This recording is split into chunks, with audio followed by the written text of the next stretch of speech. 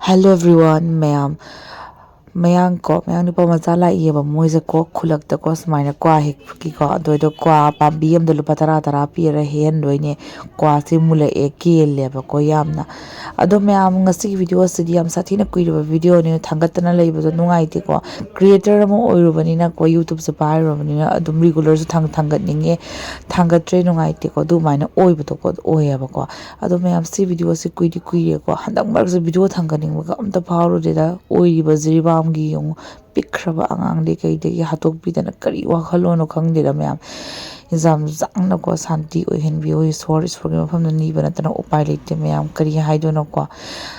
mayam ngasi vlog se adum yengminarasi hozai da halaga ai yumda kharani leireba ko adu matungla isa ningon chakoba yawra kholaga kona ai halle yumda oina hawjipode yumda leiye ko ado ko pambi se moina kari se yong ko kwa se brok laun tare loi chakhai ba ko pakara tarabani ne yong moide khulan doine se खुलन नहीं तो देखो तुम्हारे किधर रकम देख से देखो रे कुत्ता तक तुम्हारे किधर रकम देख से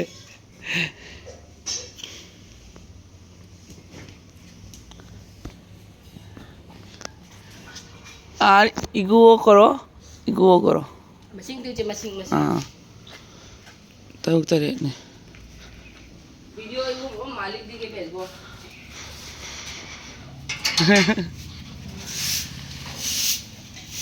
হাই সে কেন নে কোন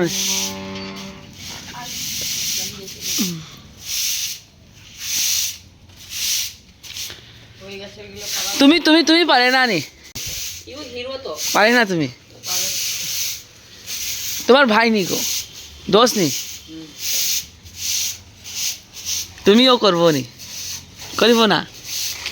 Bila ngau sila lai dia kai jadi kuat tak ada dia. Oh patla aja kurut.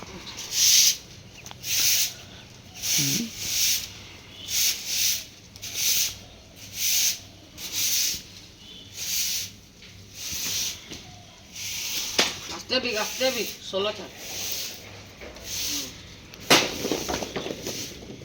Sob kam bos. Hai ke pabi. Oh, হয়ে গেছে আয় ভাঙে ঠিক আছে ওই পারবো না চার দিন দম করে যাবি পারবো না ওই লাগবে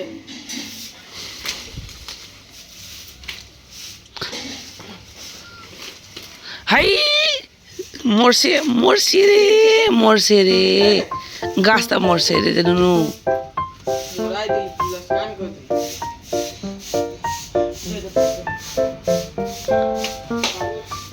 তুমিও পারেনি এস হিরো আছে রে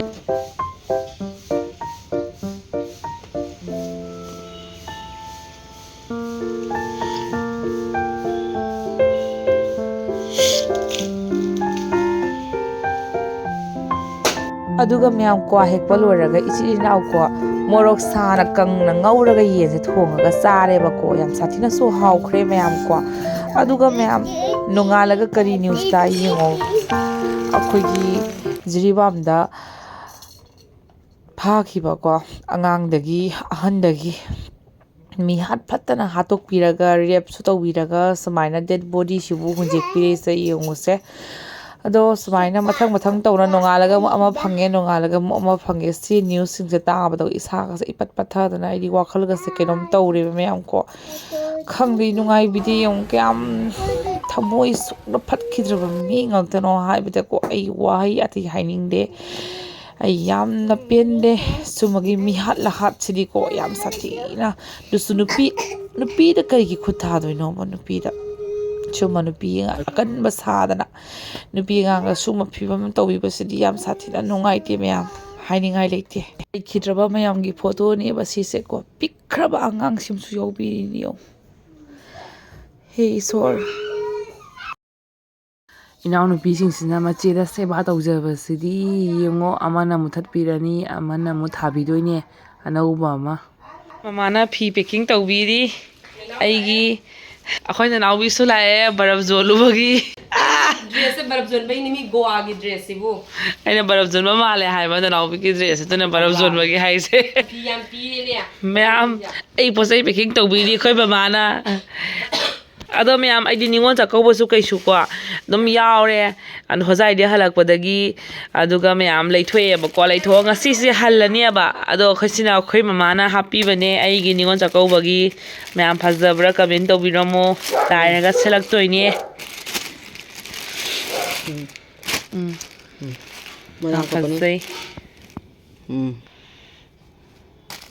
ꯁꯥꯡꯁꯨ ꯌꯥꯝ ꯁꯥꯡꯉꯦ लौने चुमना ꯊꯨꯞꯆꯜꯂꯒ ꯅꯪꯅ ꯈꯪꯅ ꯐꯖꯅ ꯍꯥꯞꯄꯤꯔꯣ ꯏꯃꯥ ꯌꯨꯝꯗ ꯂꯥꯛꯄꯒ ꯍꯦꯟꯅ ꯅꯨꯡꯉꯥꯏꯈ꯭ꯔꯕꯅꯦ ꯐꯤꯐꯧ ꯊꯣꯛꯄꯤꯔꯣꯗꯤ ꯑꯩꯅ ꯀꯥꯏ ꯀꯣꯏꯔꯨꯏꯅꯣ ꯃꯁꯛꯁꯤꯒ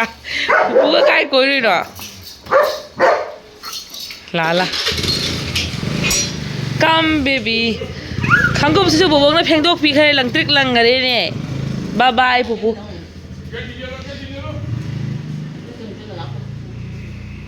ꯑꯩ ꯊꯤꯡꯍꯟꯒꯦ ꯑꯗ ꯍꯥꯏꯕ ꯃꯥ ꯈꯨꯝꯗ꯭ꯔꯣ चाना कौरगा नंग करी मरमगी खुमदिबा हाइरो ꯅꯪ ꯀꯩ ꯁꯣꯔꯣꯛꯇ ꯀꯧꯔ ꯈꯨꯝꯗ꯭ꯔꯣ ꯆꯥꯅ ꯀꯧꯔ चाना इकाई बिरमिदा तते इकाई बिरमिरो ꯒꯦꯠ ꯑꯗ ꯂꯣꯟꯁꯜꯂꯨꯒꯦ ꯇꯧꯕ ꯅꯤꯡꯊꯝꯊꯥꯒꯤ ꯃꯇꯝꯅꯤꯅ ꯌꯦꯡꯉꯣ ꯃꯌꯥꯝ ꯅꯨꯡꯁꯥ ꯆꯠꯈꯔꯦ ꯁꯟꯗꯥ ꯑꯣꯏꯁꯜꯂꯛꯇꯣꯔꯦ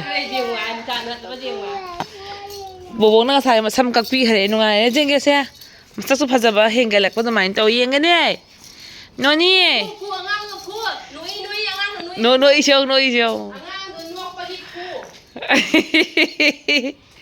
ꯊꯣꯡ ꯂꯣꯟꯁꯟꯁꯤꯁꯦ ꯅꯪ ꯑꯉꯥꯡꯗꯣ ꯅꯨꯡꯁꯤꯕꯒꯤ ꯐꯨꯅꯤꯡꯉꯦ ꯅꯣꯅꯤ ꯃꯃꯥ ꯋꯥ ꯍꯥꯏꯒꯦ ꯇꯥꯎ ꯃꯆꯥ ꯅꯣꯅꯨ ꯏꯀꯥꯏꯖꯩ ꯂꯣꯠꯁꯜꯂꯣ ꯅꯪ ꯄꯥꯔꯠ 2 ꯆꯠꯀꯗ꯭ꯔꯥ ꯍꯥ ꯄꯥꯔꯠ 2ꯗ ꯆꯠꯀꯗ꯭ꯔꯥ ꯄꯥꯔꯠ 2ꯗ ꯆꯠꯀꯗ꯭ꯔꯥ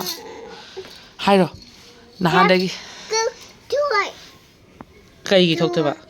ꯃꯤꯁꯦ ꯆꯥꯒꯦꯅꯦ ꯇꯧꯁꯜꯂꯤ ꯃꯤ ꯃꯃꯥꯅ ꯅꯪ ꯄꯥꯔꯠ 2 ꯆꯠꯀꯗ꯭ꯔꯥ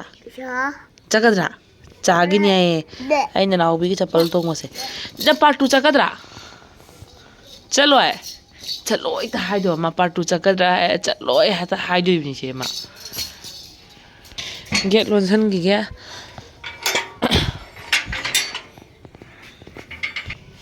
ꯂꯥ ꯑꯩꯈꯣই ꯂꯣꯏꯁꯜꯂꯨꯔꯁꯤ ꯌꯨꯝ ꯆꯠꯅꯕ ꯅꯪ ꯌꯨꯝ ꯆꯠꯀꯗ꯭ꯔꯥ ꯍꯥꯏꯔꯣ ꯈꯨꯝꯃꯣ ꯌꯨꯝ ꯆꯠꯀꯗ꯭ꯔꯥ ꯄꯥꯔꯠ 2 ꯆꯠꯀꯗ꯭ꯔꯥ ꯅꯣ ꯀꯩꯒꯤ ꯆꯠꯂꯣꯏꯗꯣꯏꯅꯣ ꯀꯩꯒꯤ ꯆꯠꯂꯣꯏꯗꯣꯏꯅꯣ ꯋꯥꯏ ꯍꯥ ꯃꯁꯛꯁꯤꯒ ꯇꯧꯔꯤꯁꯦ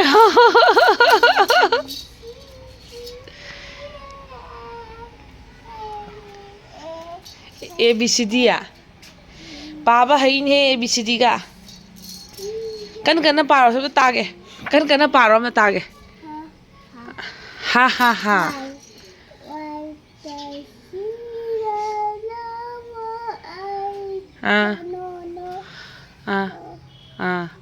दुगाई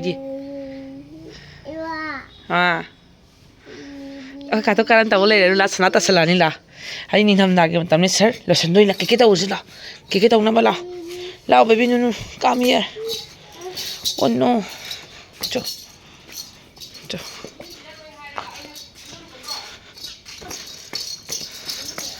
मैम नहान अना पार्ट 2 रे पू लाइने अखोय युमदा चलुबा नहान मरकता चल पू लाइने सिगा नुसा खरे यम पाले कंगे तो शेषुदोकेन मसक फजबी ꯉꯁꯥꯏ ꯃꯉꯥꯂꯦꯕꯤꯅ ꯁꯤꯁꯤ ꯇꯧꯁꯟꯕꯒꯤ ꯕꯣꯕꯣꯡꯅ ꯐꯧꯗꯣꯛꯈ꯭ꯔꯦ ꯌꯦꯡꯉꯣ ꯉꯔꯥꯡ ꯅꯣꯡ ꯅꯨꯡꯁꯤꯠ ꯁꯤꯠꯄꯗ ꯀꯦꯜꯂꯤꯕ ꯀ꯭ꯋꯥ ꯅꯧꯕ ꯃꯌꯥꯝꯁꯦ ꯅꯨꯡꯉꯥꯏꯇꯦ ꯌꯦꯡꯉꯣ ꯁꯤꯅ ꯁꯨꯝꯁꯤꯠ ꯁꯥꯟꯅꯕꯒꯤ ꯁꯤꯅ ꯀ꯭ꯋꯥꯁꯦ ꯌꯦꯡꯉꯣ ꯁꯟꯗꯣꯛꯑ ꯊꯝꯗꯣꯏꯅꯤ ꯑꯗꯨ ꯂꯣꯏ ꯀꯪꯍꯟꯗꯣꯏꯅꯤ ꯁꯨꯕꯥꯔꯤ ꯑꯣꯜꯍꯟꯗꯣꯏꯅꯤ ꯃꯌꯥꯝ ꯐꯝꯃꯣ ꯑꯌꯨ ꯐꯝꯃꯣꯏꯅꯦ ꯃꯥꯏ ꯃꯅꯥꯛꯇ ꯐꯝꯃꯣꯏ ꯑꯩꯈꯣꯏ ꯀꯤꯀꯦ ꯇꯧꯔꯁꯤ ꯂꯥꯛꯑꯣ ꯆꯠꯇꯣꯏꯅꯤ ꯄꯥꯔꯠ 2ꯗ ꯅꯪ ꯄꯥꯔꯠ 2 ꯆꯠꯂꯣꯏꯗ꯭ꯔꯣ ꯆꯠꯂꯣꯏꯌꯦ ꯀꯩꯒꯤ ꯆꯠꯂꯣꯏꯗꯣꯏꯕ ꯀꯩꯒꯤ ꯖꯨꯝꯅꯤꯗꯅ ꯑꯥꯗ ꯀꯩꯒꯤ ꯆꯠꯂꯣꯏꯗꯣꯏꯕ ꯍꯥ ꯁꯤꯒ ꯅꯨꯡꯉꯥꯏꯕ꯭ꯔꯣ ꯍꯥ ꯅꯣꯅꯤ ꯀꯩ ꯃꯥꯜꯂꯦ ꯁꯤꯒ ꯂꯩ ꯑꯗꯨ ꯀ꯭ꯋꯥ ꯄꯥꯝꯕꯤ ꯑꯃ ꯉꯔꯥꯡ ꯇꯦꯛꯈ꯭ꯔꯦ ꯃꯁꯥ ꯈꯔ ꯁꯣꯟꯕ ꯅꯣꯡ ꯅꯨꯡꯁꯤꯠ ꯇꯧꯕꯗ tu sigai ko pambi tu ti khare kuki ke zia khoi ni hanga ba ke tauru ke khamba pikra bana naw bi chapal se nam challe tung ni yo cho ke taw na ba cho fi hapsan ma lora wai ma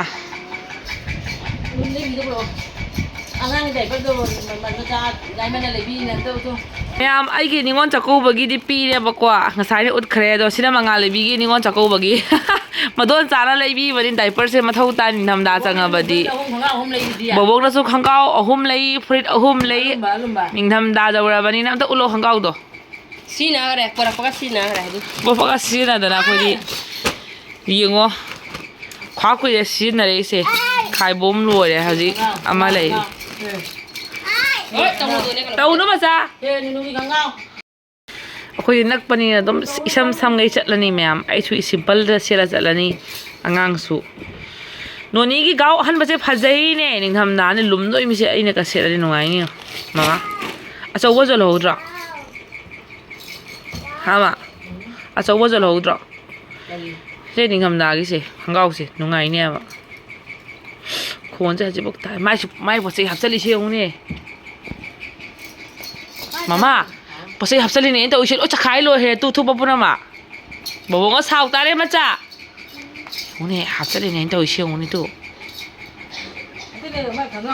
are त तोय बखय को सिरे करी फुर मांगरा वा हन फुर तो सिरे याव रे उसे रंग बा से तो आले तो रंग बा रे याला ले अखोई माई सासना ने अंगांग सिरमनी ने मोय लोय चखाई भी दने ने लोय लोय सिगा ले रे खोजाई देगी अखोई से जोन मदो मानदे फी अखोई सिना फबा हेले ngarang जोन होलाबा सिगा फी फबा हे आथिं आथिं फी फते ओ ननु सेट पी लगे लाओ डायपर हम सेट पी लगे लाओ डायपर सेट सेट दना फने हम लोइसले ने से जाओ 48 पेन्स ने बको अनि ने मैम सीना दना लोरे निंगमदा ओबनिना इंग मतमनिना सेट पी दबसु यादे बको अंगांगिना को ओलांग थादरी सीना दे यामना खाली तुम्ब तम सीनै दना को हपसली शो माइ पसी हपसली show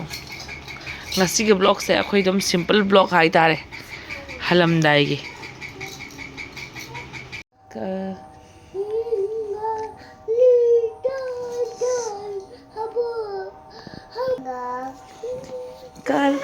little star dugai di hairo twinkle hoi kangsi ne kangsi hairo twinkle twinkle si kangsi ya okay kang da phu ge mama na ha ko kang da phu yat ke gai thawa hai ne